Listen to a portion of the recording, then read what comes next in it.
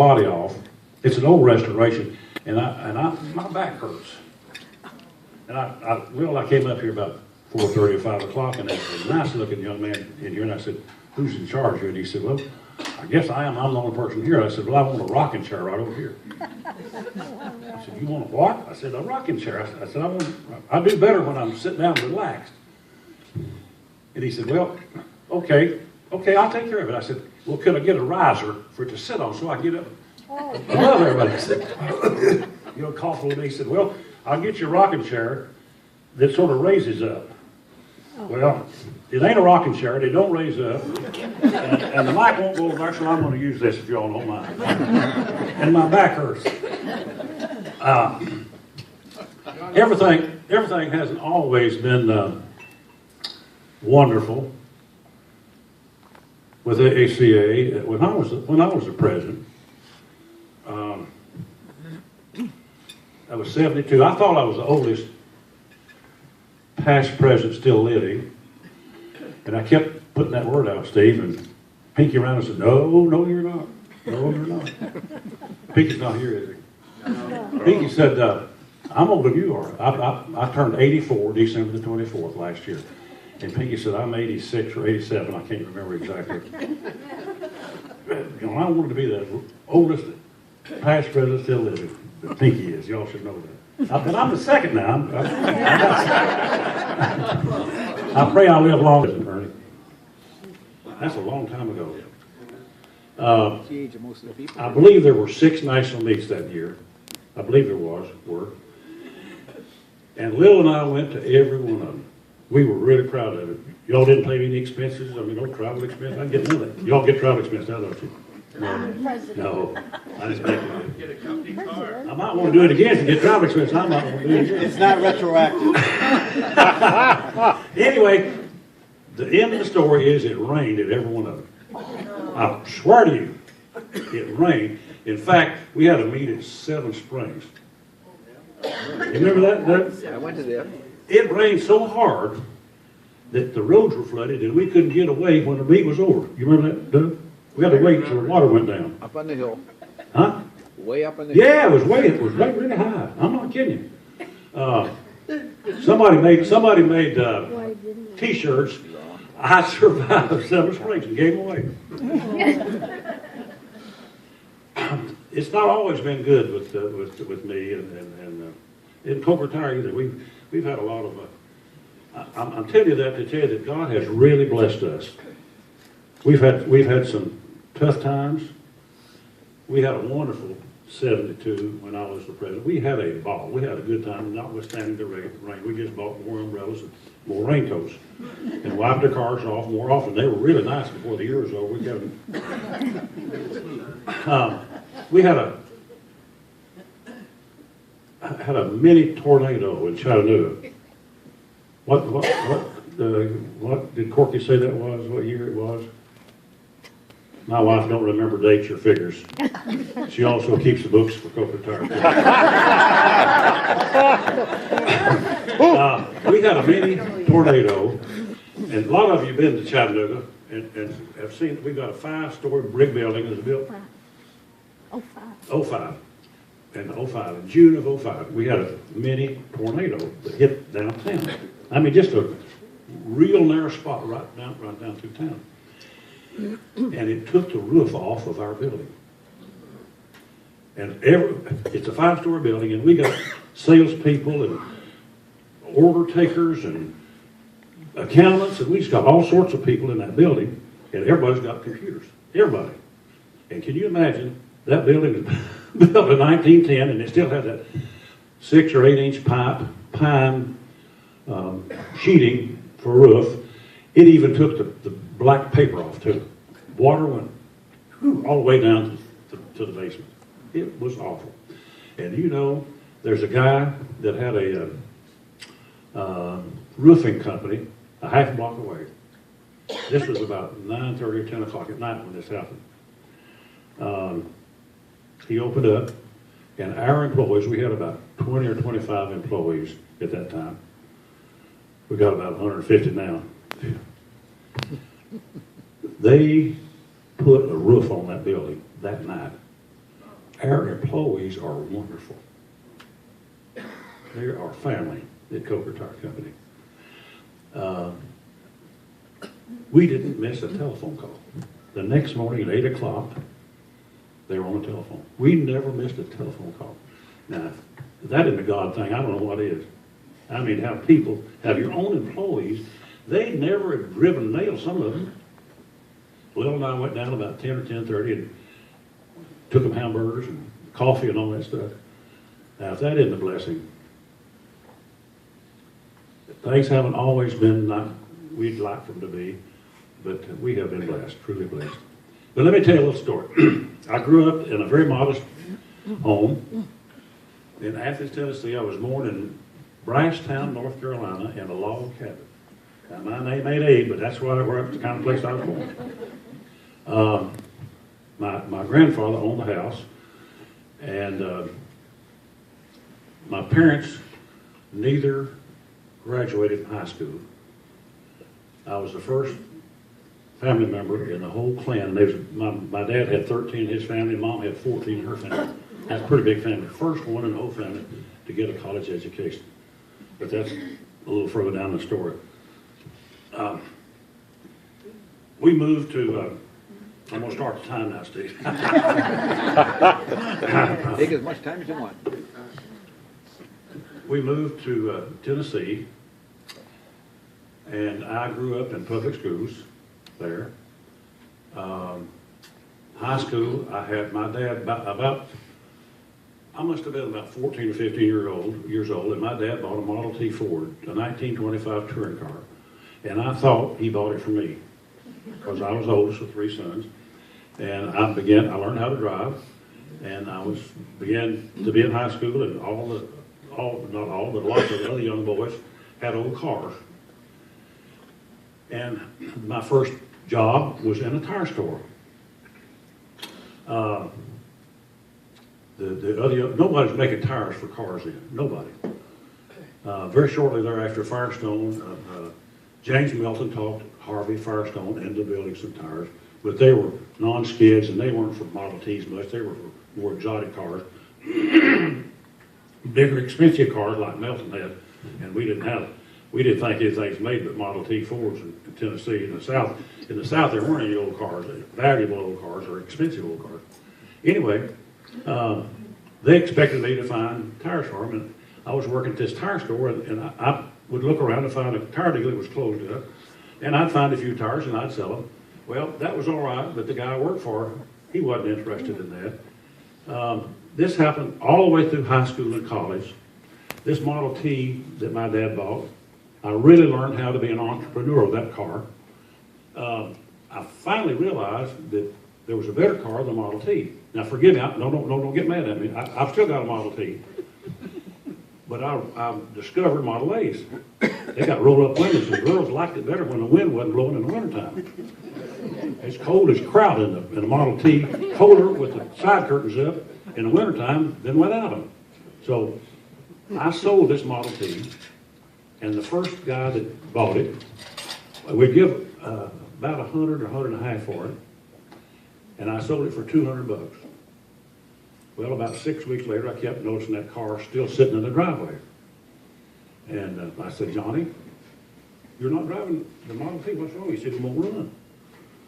I said, well, get your dad to fix it. He said, my dad can't fix a Model T. Well, my dad could fix anything. He could lean on the fender and it'd run better. I mean, he was good. I said, what do you take for it? He said, well, I said, would you take $100? He said, yeah, I believe I will.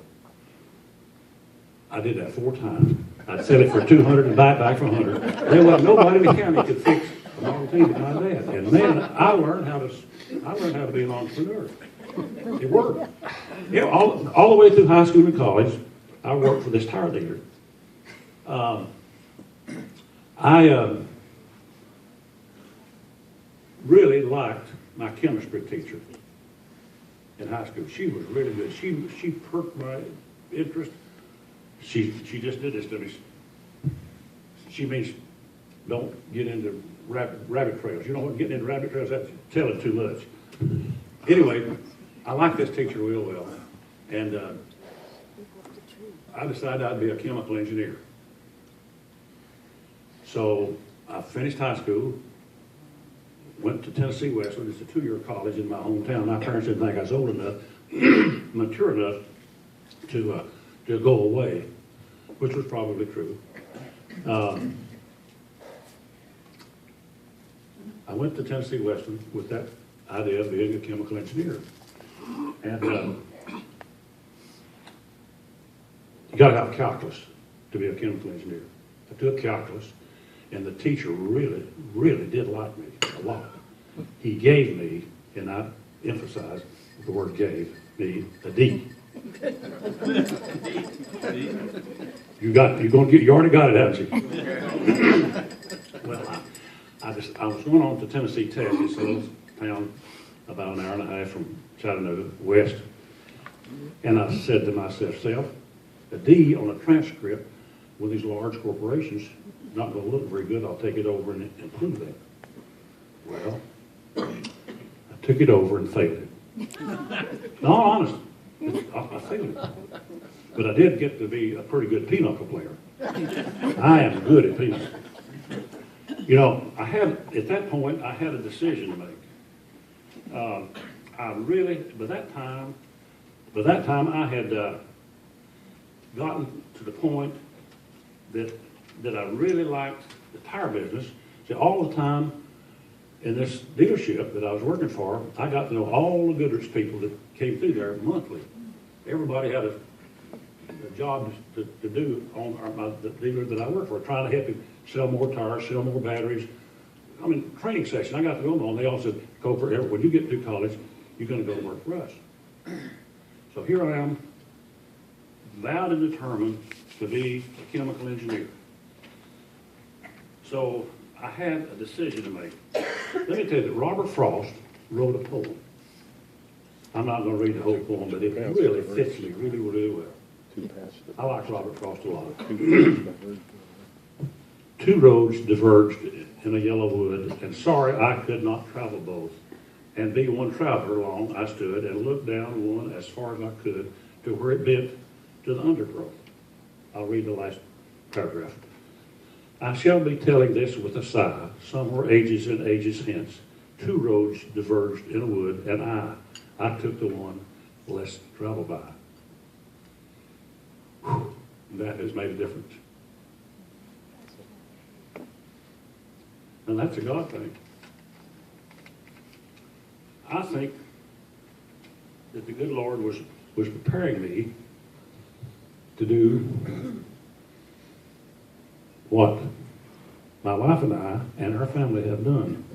You know, I believe, you know, you hear, I didn't come here to preach, but you know, you hear ministers being called to the ministry. Well, I believe there's a calling for other jobs as well, to do a service, just like I spoke to my friend Mike. He was called to do what he does. He loves it, and I love it. I'd do it for nothing if I had to. And in fact, I have some of these bowls that we bought. I've done it a whole lot for nothing. You know. Anyway, we started the business in Athens, Tennessee. I tried to get my fellow that I work for to start a retreading business, and he wouldn't do it. He said, "You do it, and I'll help you." So we had Will and I had a real good year in 1957, Marty. I made $600 bonus that year. That's a lot of money. And I talked to my dad, who had lost his job at a hosier mill and moved to Tiffin, Lima, Ohio. And I said, "Dad, Will and I've been thinking about going in the tire business, the retread shop, used tires." He said, "Well, son, let me tell you, I don't have any money, but we'll help you any way we can." He said, "Come to think of it," he said, I told you he had moved to Ohio. He said, "We got the house. We'll sell the house and loan you the money." It's hard to get out. My dad sold his home for $4,500 and loaned me every penny of it in 1957. We started a little business. I said to Dad, "Yeah, I don't know whether it's going to be successful or not, Dad, but if I am, Lil and I'll take care of you as long as we live. Well, he came back from Lima High and worked for me in the tire store until he was 65, and he retired. And we kept him on the payroll. We sent him a check every Friday. I didn't know that guy was going to live to be 98. Honest to God. My dad lived to be, if he'd lived 3 more months, he'd have been 98. My dad, we had a rule about going to Hershey. Nobody gets married or dies. My dad had the audacity to die on Tuesday of the Hershey week. And we were at Hershey. And Lil and I went home. My dad was a wonderful man, a little bit short, bald-headed guy. Ain't nobody in the room as short, ugly, and bald as he was, but he was a real man. He loaned us the money. We bought him 3 houses, and we paid.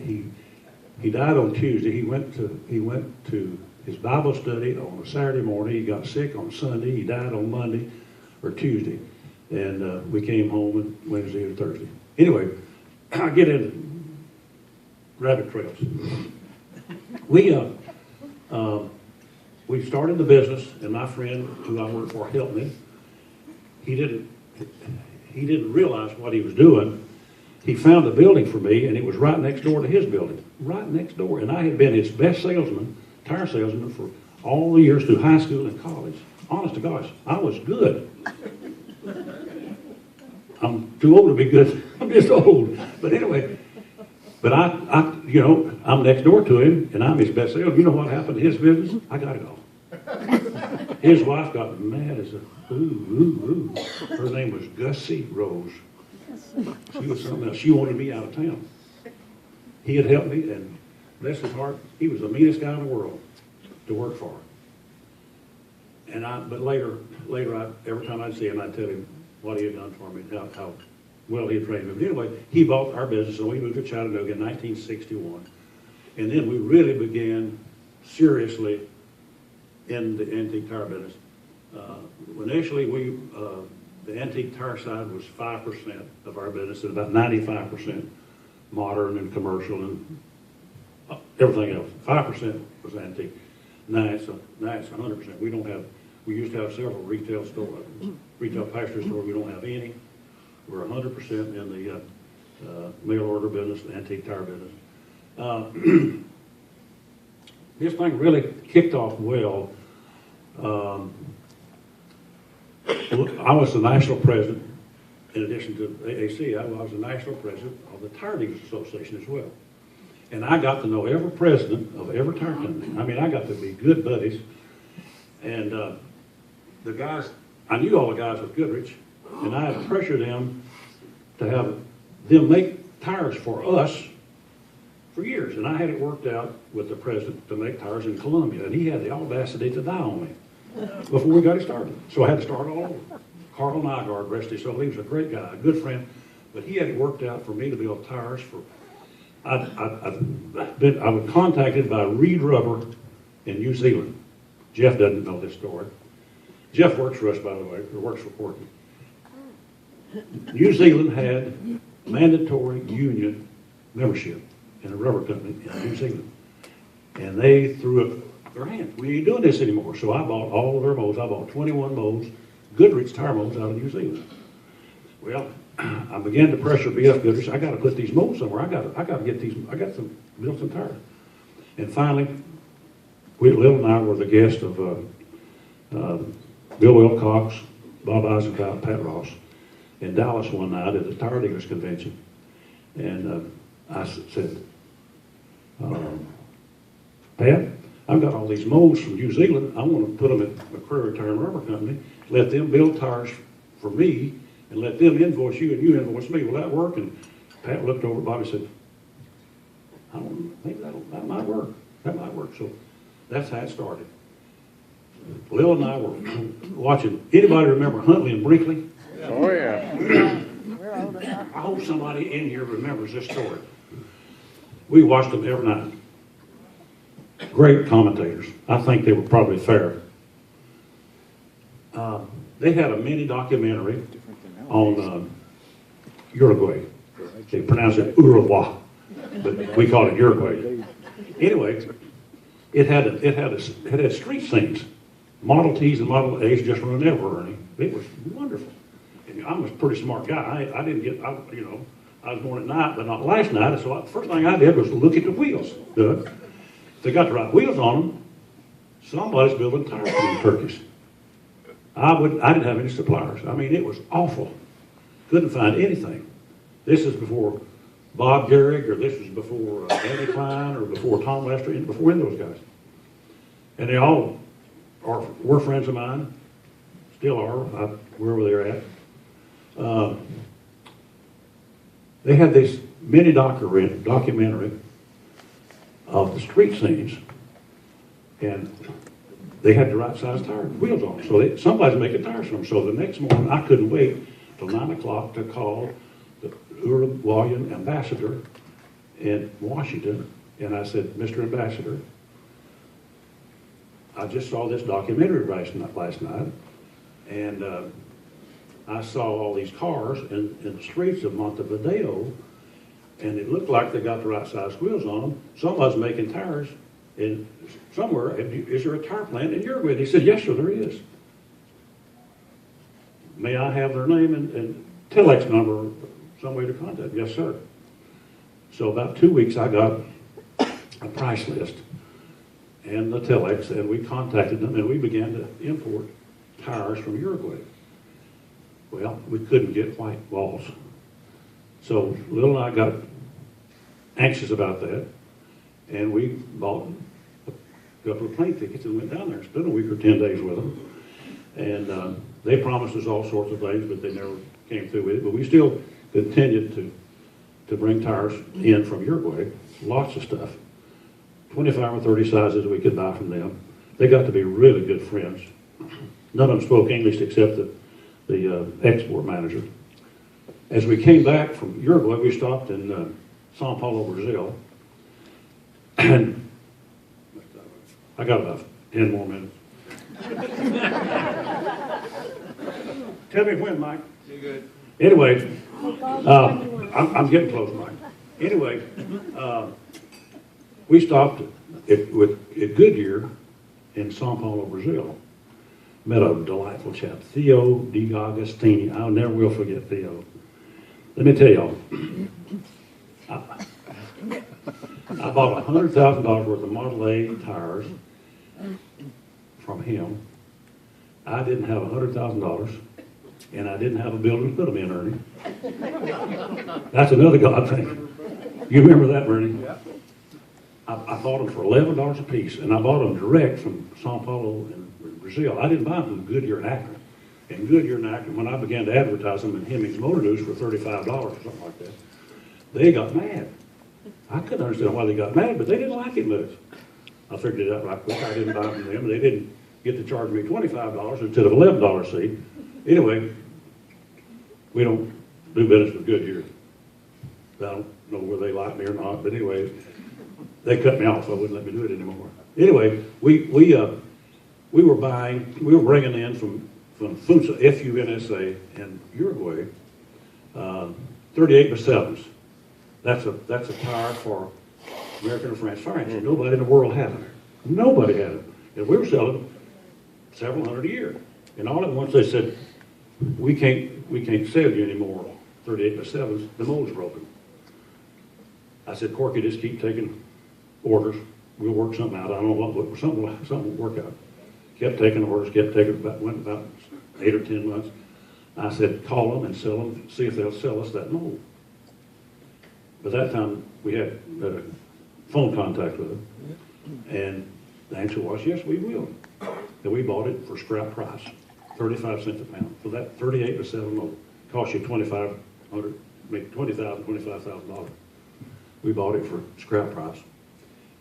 Sent it back to America, checked it out. There wasn't nothing wrong with the mold. What I had not done was follow the political climate in Uruguay. It was a dictatorship, and they had a 300% duty on automobiles. When a Volkswagen in America was $4,000, a Volkswagen in Uruguay cost you $12,000. So they wouldn't sell them old cars because they didn't get enough money for them to buy a new car. But lo and behold, the dictator got overthrown, and there was a democracy, and all the cars had gone, and they didn't need the mows anymore. So the bottom line is, we ended up buying about 250 mows at one time from them, and then we bought about 350 or 400 mows from them the second round. So we got, and luckily they were all Uniroyal mows or Goodrich mows. What happened in America when the World War II ended, everybody's buying new cars and nobody's driving Model A Fords or Model Ts anymore, or old cars, or any kind for that matter. They sold all of those to Brazil and Uruguay, and we bought them all back.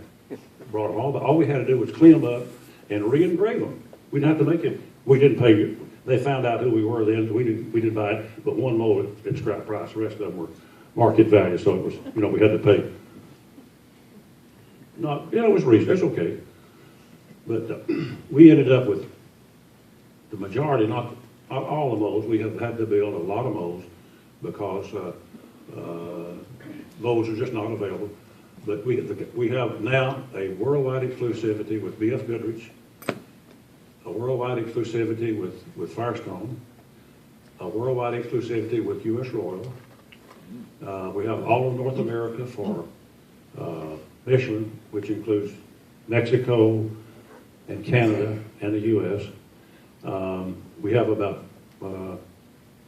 somewhere in the area of 40 distributors. We give our franchise to somebody in each country, just one person, and everybody buys their tires from. We have a distributor in New Zealand, one in Australia, the UK, Germany. Those are the big ones. Where democracies exist now and existed then, cars exist, and somebody's got to furnish them. And we have some delightful friends. You'll meet, if you'll come out of the chocolate field and see us during the week, you'll see some of we got a wonderful guy in Brazil, just a fun guy, brings a lot of people, a lot of pretty girls. He brings a lot of pretty girls with him. You guys can come out and enjoy the view. It's really God has been so good to us. It's just impossible to enumerate all the things that He's allowed us to do and to enjoy. The friendships that we made. I was talking to somebody earlier tonight. It's not about the cars. It's about the friendships that we made. And I have made lots of wonderful friendships. Just in the last few days, Corky, our oldest son, runs the family business now. He's done a marvelous job. He's taken it to, I hesitate, the second level, fourth or fifth level. We have about, I'd say, 2,500 to about 2,500 mows in production at all time. That about right, Jeff? Mm-hmm. That would mean that you'd get a black tire out of a mold. You might get a white wall tire out of it, or one with a stripe on it, or letters on it. But we get about 25. We own about 3,500 mows. Most of the tires are built in the U.S. 85% of them are built in the U.S. The tires that are post 47, I believe it is, are built in the U.S. because they require DOT certification, run across a test wheel and all that kind of stuff. But Model T and Model A tires are not built in the U.S. They're built in Vietnam and India. If you think you need it, we've got it. We're the largest in the world. Now, if that isn't a God blessing. I had that dream many, many years ago, but I never thought it would turn out like it did. It's just beyond all my expectations. Last 2 weeks ago, Corky, over the past 24 months, he's bought 3 wheel companies.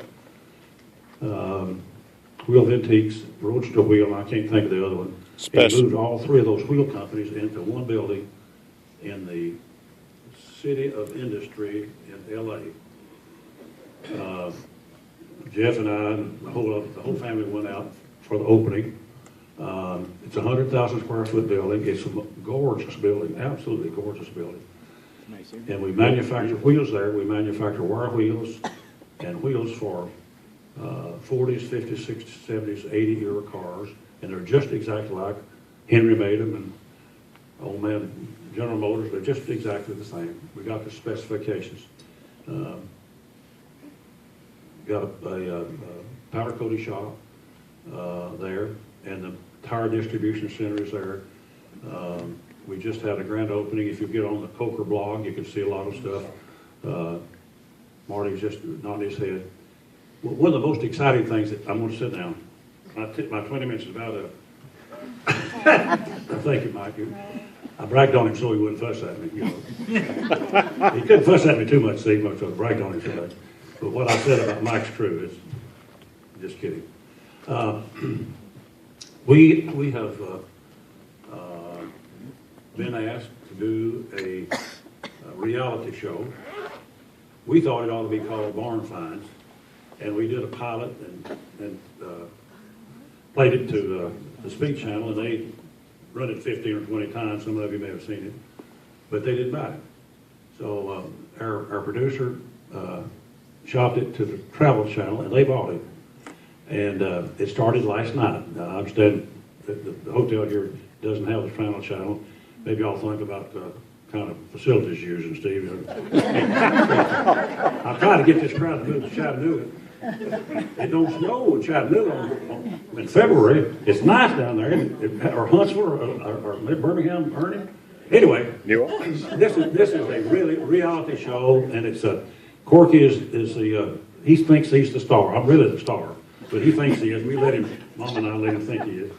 And his son-in-law, Greg Cunningham, and me and his daughter, and we've got a young man called Hal. He's the chief mechanic, and they go out and buy. It's sort of like Pickers. Y'all watch Pickers occasionally. It's sort of like Pickers, but better. You'll like it better.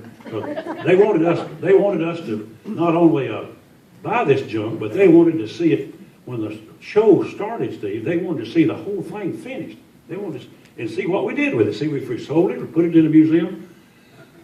So that meant we had to ramp up. We had about 4 or 5 in the restoration shop, and we ended up about 10 or 12 in the restoration shop because we couldn't start the series until we got all them cars finished that we bought. And Corky made the mistake of buying junk, and that's where I come in. I give him hail Columbia because he buys junk, and he pays too much for it. I'm good at that. I've been giving him hail Columbia for 58 years. But anyway, the first show was last night, and you all, it'll get rerun, but some of you taped it, I'm sure. But it's really good. The guy that he bought some junk from is a hippie, and the name of the show is Hippie and the Judge. And Corky bought some stuff from the hippie, and we had a premiere party last night, and Elmer came. He said, "You know me, don't you, Mr. Corky? You know me." Everybody knows Elmer. He wears a clown costume all the time, day and night. I mean, he wears it going to church, going to shopping. He wears it all the time. Everybody knows Elmer. But he's got a lot of stuff. Got a lot of cars, a lot of junk. I hope you get to see that one. It's really good. And the judge was, this young man had what is that car, Jeff? GTO. A GTO. 1970 GTO Judge. And Corky offered him like $100,000 for it. 90 grand. 90 grand. Yeah. And the guy wouldn't take it. Well, he was at the party last night too. So it's just, we're having fun. Let me tell you something, guys and gals. If you like what you do, you never have to work a day in your life. Now, I'm 84 and I haven't worked a day. I like what I do. I enjoy it. And I love every one of you guys. This is the best hobby in the world. I love all you guys. Because of you, Lil and I are who we are. That's why we're what we are. Sure, you spend a little money, and we make a little profit. Ain't enough. But we offer service, but we offer it because it's the thing to do. Well, I had trouble with Corky getting it to do non-skids for early cars, Steve. I beat on him for years. All at once he didn't tell me that it was his idea. See, I get stuff done like that all the time. I give him an idea to do something. No, I ain't gonna do that, Dad. I ain't gonna do that. About 6 or 8 months, it's his idea, and he does it. It works. Hey, Harold, Hey, does Corky give you a check every Friday?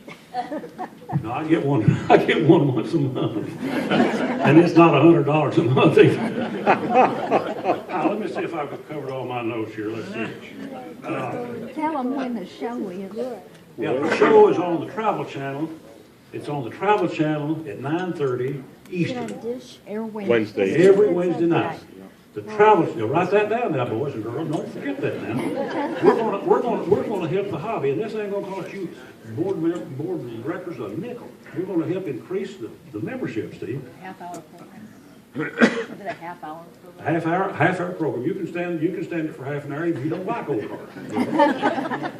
Because it's fun. I mean, you laugh at some of this crazy stuff that goes on. Corky pulled a car out of a barn, a 50 mile forward out of a barn. I swear I wouldn't have been surprised if a rattlesnake had come out. Now, this is for real. Now, a lot of people say it's all set up. Well, let me just tell you how it works. You can't go in to Elmer, the hippie's place, and not have him know you're coming. If you went in and filmed him, and he didn't want you to film him, he might sue you. Now, I've got this friend that had a 34 Packard, and I said, now, Mary, do not tell Baxter you're coming, because his place is filthy, and that'll make for good TV. Don't tell Baxter you're coming. Mr. Coker, I'm not to tell him, because if we go down and film him, and he don't like it, he might sue us. They went down there and filmed him. She said, Mr. Coker, he didn't do a thing. He didn't do a thing. Well, the next club meeting, I said, Baxter, I told him to call you, I sort of stretched it a little bit. He said, yeah, I cleaned up real good. They said it's the awfulest place, and it's going to be, you'll see it too. Bought a 34 Packard convertible roadster. They call them coupe roadster, don't they? But you have to tell them that you're coming. You have to get their permission to film them. Now, it's better if it's impromptu from their own. But you all, my wife says, hey, I went over. It's okay. I went over. Mike, thank you for asking me. It's been a real honor. It's been 42 years since I've... The shirt. Oh, yeah, hey, wait, where's our immediate past president? I mean, that's of today. Tom Cox. Tom, over here. I got something for you.